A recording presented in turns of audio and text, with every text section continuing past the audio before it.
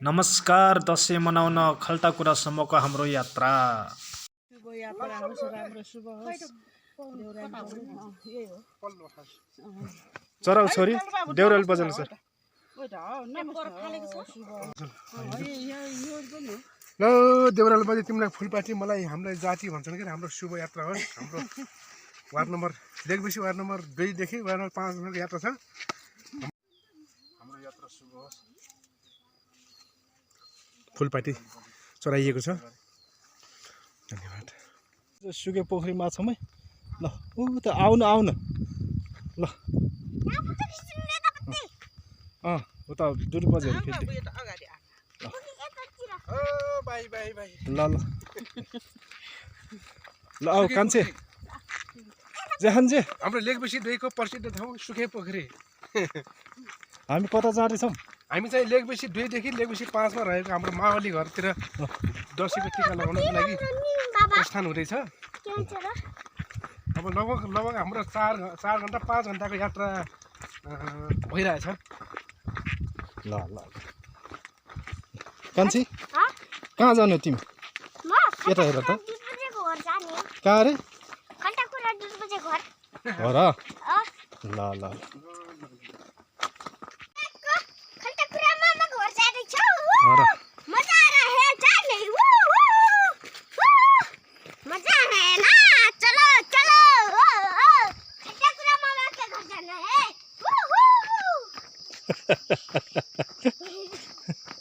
मामाको नाम के हो?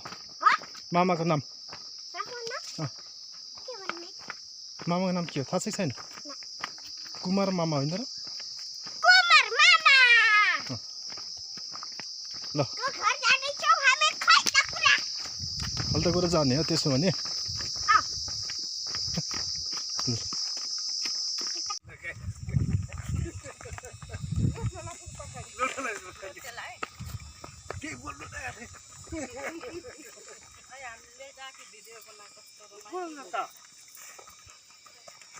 अँध्यारो आयो के हो कि?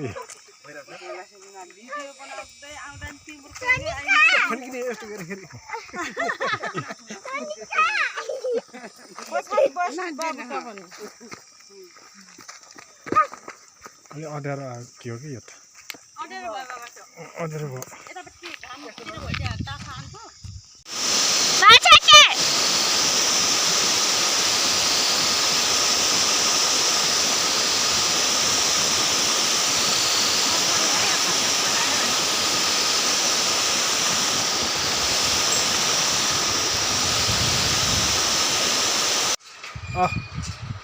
यता मुखी अँधेरो आउँछ के?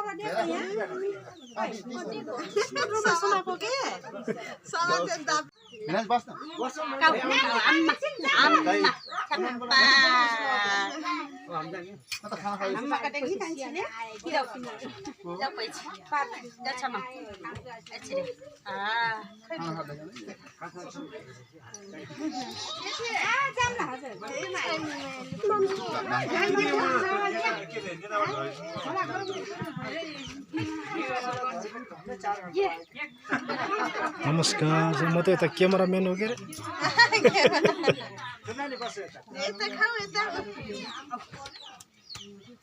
अरे कता देखियो के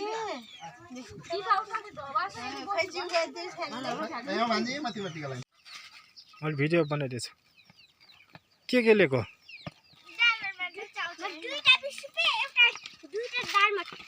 हो र सोनिकल के लिएको दालमा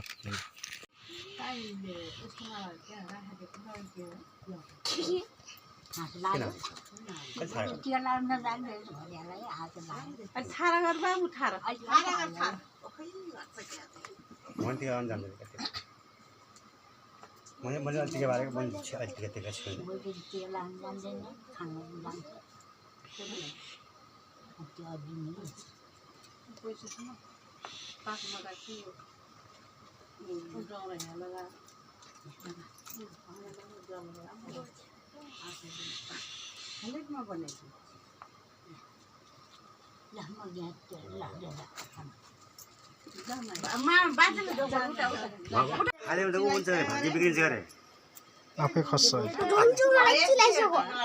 धोने नै त्यो दसैँको टिका आफै खस्छ क्या अहिले सुकेपछि चिलाउनु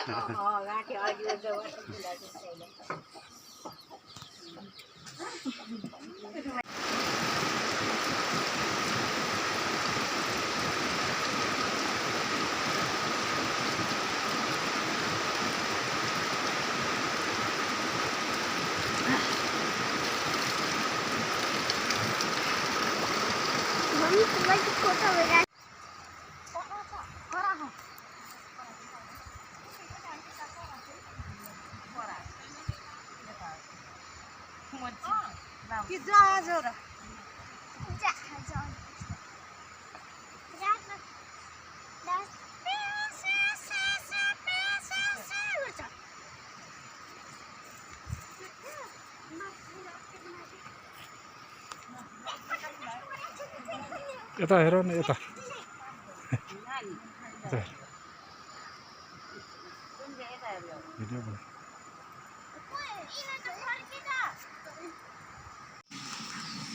यति बेला चाहिँ हामी खल्टाकुरा मावलबाट फर्कने क्रममा नेता चौपारी भन्ने ठाउँमा आइपुगेका छौँ। यहाँको दृश्य अत्यन्तै रमणीय छ। यो नेताको यो चौपारीसँग मेरो घनिष्ठ साइनो पनि जोडिएको छ, किनकि हामी सानोमा आमाको माइत हाम्रो मावल जाँदा पनि यही बाटो भएर जान्थ्यौँ। त्यसैले यो अत्यन्तै प्यारो लाग्छ यो ठाउँ।